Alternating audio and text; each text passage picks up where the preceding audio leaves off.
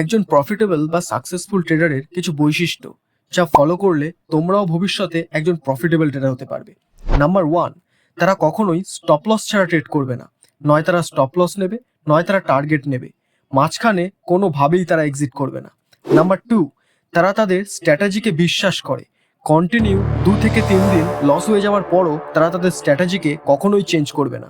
Number 3, তারা সবসময় ছোট স্টপ লসের সাথে বড় টার্গেট প্ল্যান করে, লাইক 1:5, 1:6, 1:7।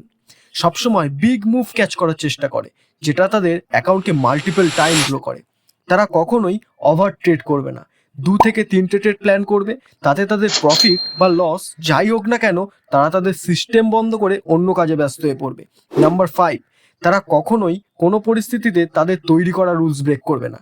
আর এই 5টা রুলস যদি তোমরা ফলো করো তাহলে খুব সহজেই তোমরাও একজন প্রফিটেবল ট্রেডার হতে পারবে। আর এরকম লার্নিং ভিডিও পেতে হলে অবশ্যই চ্যানেলটি সাবস্ক্রাইব করে নিও।